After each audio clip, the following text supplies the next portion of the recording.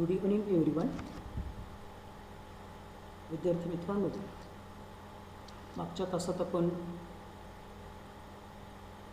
Mechanical properties of fluid या पाठाचा तिसरा टप्पा सुरू केला. त्यामध्ये विस्कस ड्रॅग, तत्पूर्वी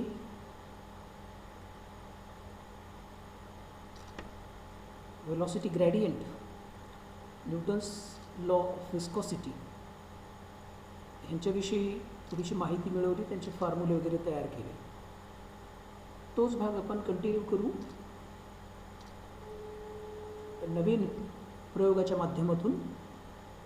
तर dear friends, in our last lecture we have completed the velocity gradient, concept of velocity gradient, then Newton's law of viscosity, relation between drag force, area of the layers, velocity gradient, also the related concepts. We will repeat the same part through the new experiment. So see here the concept of viscosity drag or drag, that is force, viscous force we can say. So in last lecture we study or we learn about the viscous force or drag force. The force of friction caused by the flowing fluid is called as viscous drag or force of friction, that is drag force. And it is clear that the viscous drag or viscous force is in opposite direction to the moment of object. See here there are different examples. In first example, a sphere is in motion through the fluid. This round object such as baseball or any spherical object experiences a medium amount of drag force. As its surface are spherical, as this surface is spherical, it experiences medium amount of drag force when the object moves through the fluid. There is another object like airfoil, or you can say airplane, the wings of airplane. The drag force for such figures or such objects is minimum. It is minimized drag. विमानाचे जे पाते असतात ते जर तुम्ही जवळून पाहिले तसे flat आणि थोडेसे टोकाला जे असतात निमुळते असतात, जेणेकरून त्याचा विस्कस ड्रॅग जो असतो हवेसोबत, त्याचा सर्वात जास्त कॉन्टॅक्ट हवेसोबत येतो. तिथं विस्कस ड्रॅग जो असतो तो कमीत कमी असतो. आणि लास्ट एक पार्ट इथं दिलेला आहे बघा, square. The square shape object if it is allowed to move through the fluid or we can say liquid. This is a flat edged object such as box experiences a high amount of drag. So these are different objects and different shape, how they experiences a drag force. So drag force is the force of friction caused by flowing fluid, or there is relative motion between different layers of fluid and the object. That is, the drag force is experienced by that object which is in motion in the fluid. So next part,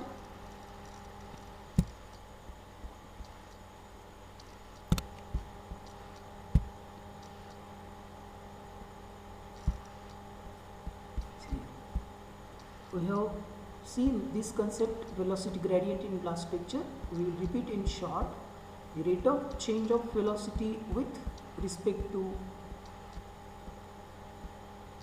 the distance is called as velocity gradient. So this is velocity gradient. Definition of velocity gradient: the rate of change of velocity with distance measured from the stationary layer is called as velocity gradient.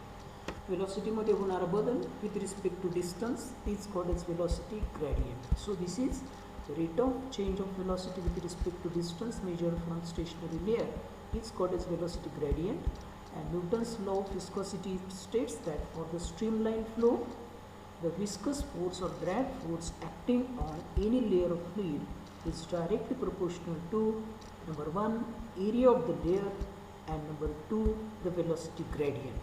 So this is very important law as far as the fluid mechanics is concerned. So Newton's law of viscosity, and this law leads us to define the new concept called as coefficient of viscosity. So Newton's law of viscosity, it states that for the streamlined flow, viscous force or drag force acting on any layer of fluid is directly proportional to the area of layer, and second part is the velocity gradient. So this is Newton's law of viscosity. See here, this law can be also stated as Newton's law of viscosity states that shear stress, that is force upon area, it is pressure also we can say, is directly proportional to velocity gradient. So these are the different layers of fluid which are moving with velocity v in one direction.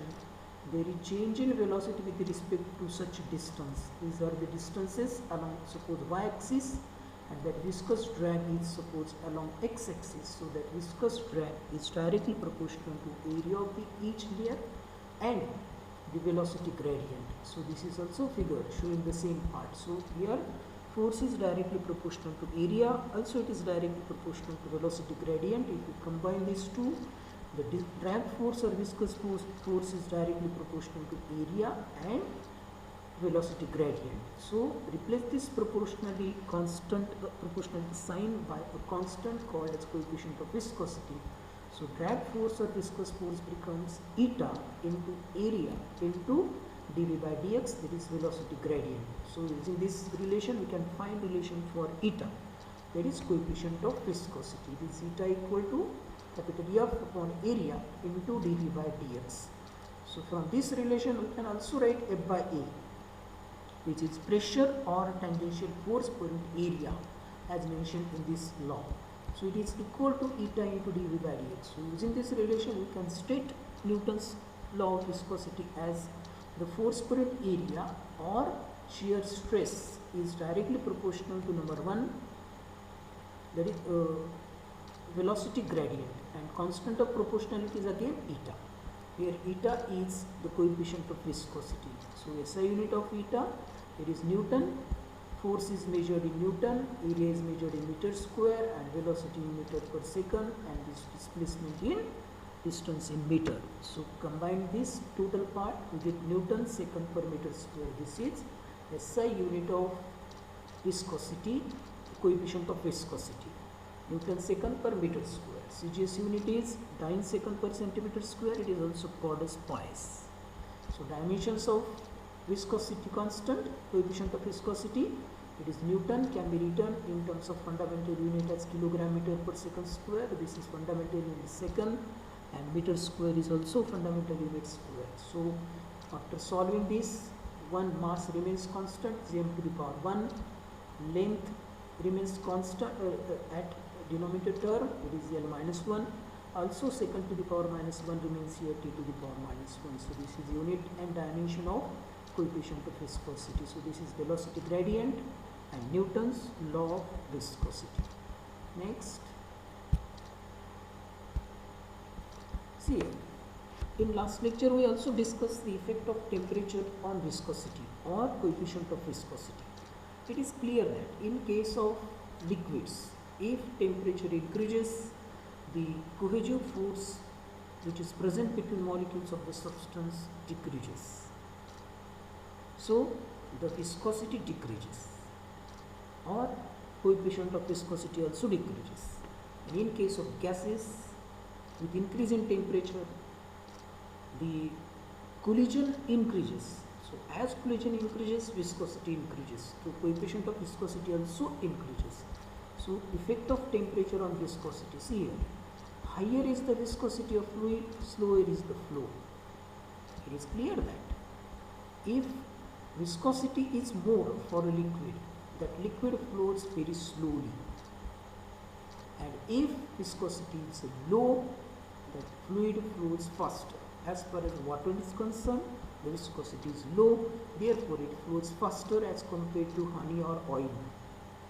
Both honey and oil has more viscosity as compared to water. So if the fluids are cold, see here, cold, whose temperature is small, they flow slowly.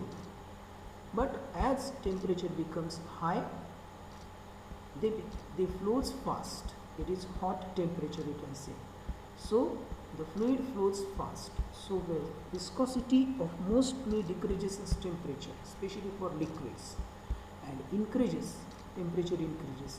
And fluids generally flow faster if they are hotter.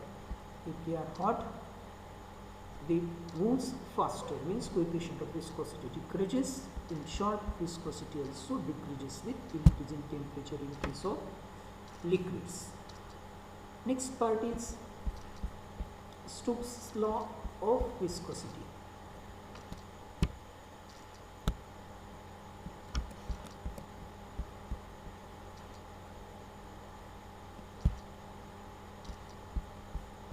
See here, Stokes' law of viscosity. So Stokes' law states that the viscosity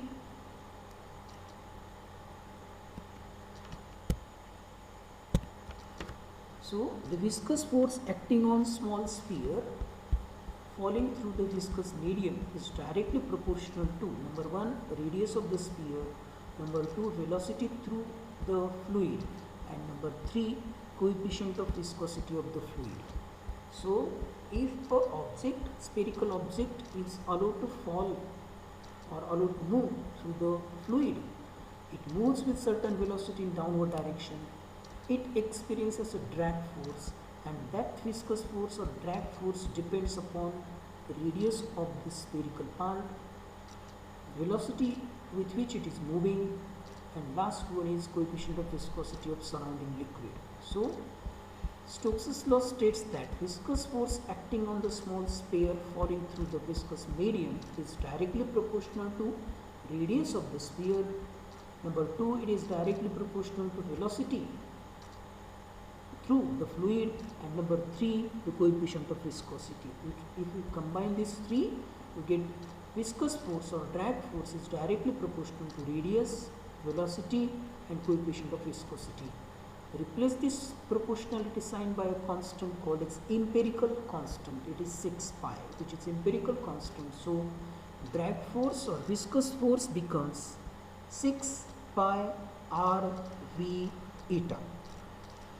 So there 6 pi is constant called as empirical constant. So this is Stokes' law of viscosity.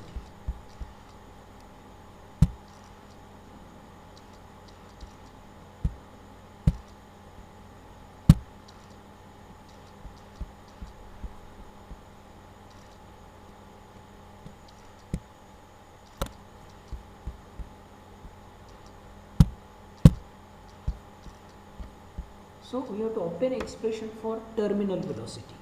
So expression for terminal velocity. So here we have to consider a spherical object or small sphere is placed in fluid, or it is allowed to move in the fluid in downward direction.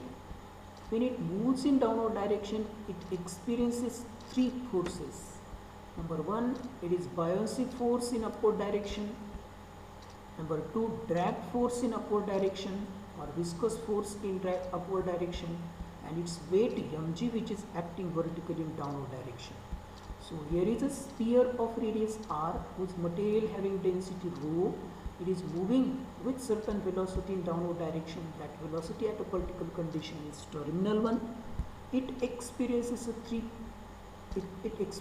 three forces when it is moving in the liquid or fluid. So one is buoyant force or upthrust. So it is equal to Fb or Fu as shown in your note textbook. So it is equal to weight of displaced fluid. It is equal to mg, where m is mass of displaced liquid or displaced fluid. It is sigma into v, where sigma is density of the fluid. It is 4 by 3 pi r cube sigma into g. So this is the buoyant See, force or force upthrust which is experienced by the spherical object in upward direction. Second one is gravitational force. It is acting vertically in a downward direction. It is equal to weight of that object, where m is mass of the spherical object. So it is equal to rho into p into small g. It is 4 by 3 pi r cube rho into g. So this is the formula for gravitational force. Then it is viscous drag. It is Fd or drag force. You can say Fv or Fd, viscous force or drag force, which is again acting in vertically upward direction. It is equal to, by Stokes' law, it is given by 6 pi eta into r into v. So in this case, this sphere has radius equal to r, mass is m, density of that material of sphere is rho, and here sigma is density of the medium, that is fluid through which that spherical object is moving in downward direction, and eta is coefficient of viscosity. So these are the basic requirements to study or to obtain expression for terminal velocity. So we consider here a spherical ball which is dropped in the liquid or fluid. It moves in vertically upward direction or downward direction. It experiences three forces as shown in figure: Fd, Fb buoyancy or upthrust, Fd drag force or viscous force, and Fg, it is weight of the object. So as it moves in downward direction, the net force acting on the object is F equal to Fg minus Fp plus Fu. But at particular interval of time, when it is dropped into the liquid, it attains a constant velocity, and that constant velocity is called as terminal velocity. So terminal velocity is defined as for a spherical object falling through the viscous fluid, the constant downward velocity is called terminal velocity. So constant downward velocity is terminal velocity. So at this velocity condition, the net force acting on the object becomes minimum or it reduces to 0. So F becomes 0, then the same equation can be written as Fg equal to Fg minus Fp plus Fu equal to 0, or Fg equal to Fp plus Fu, where Fg is weight of the object which is acting in downward direction, Fv is the viscous force acting in vertically upward direction, Fu is the thrust in vertically upward direction. So Fg is equal to Fd plus Fb. So finally, Fg is mg, weight, Fd is drag force. By Stokes' law, it is 6 pi n eta into r into v, and this is mass of water displaced or fluid displaced into acceleration due to gravity. So m can be written as rho into v, so it is 4 by 3 pi r cube rho into g, where rho is density of material of the object. It is 6 pi eta rv plus 4 by 3, again m equal to rho into v, where pi r cube sigma into g, where sigma is it is density of that fluid. So you can write for 6 pi eta rv equal to 4 by 3 pi r cube rho g minus 4 by 3 pi r cube sigma g. Here 4 by 3 pi r cube g is constant, take it outside the bracket. It is rho minus sigma. So finally you can write for terminal velocity. It is the velocity attained by object, spherical object falling through the viscous fluid. The constant downward velocity is called as terminal velocity. It is the terminal constant velocity. So that terminal velocity is given by 4 by 3 pi r cube g rho minus sigma. It is divided by 6 pi eta into r. This pi get cancelled, 1 r get cancelled, here remains r square. So finally, and this 6 and 4 get cancelled, it is 2 by 3, 3 into 3 9, so it is 2 by 9 r cube, r square instead of r cube. It is g rho minus sigma divided by eta. And finally, we can write expression for coefficient of viscosity. So eta equal to 2 by 9 r square g rho minus sigma divided by v. So this is the expression for terminal velocity, also the expression for coefficient of viscosity. So terminal velocity, once again, for a spherical object falling through the viscous fluid, the constant downward velocity is called terminal velocity. And for terminal velocity, we consider the forces acting on the object and net force equal to Fg minus Fv plus Fu, but at terminal velocity condition, the net force is 0. So using the relations which we prepared previously, in this formula we get finally phi and eta. So this is expression for terminal velocity, which is most important relation in this chapter.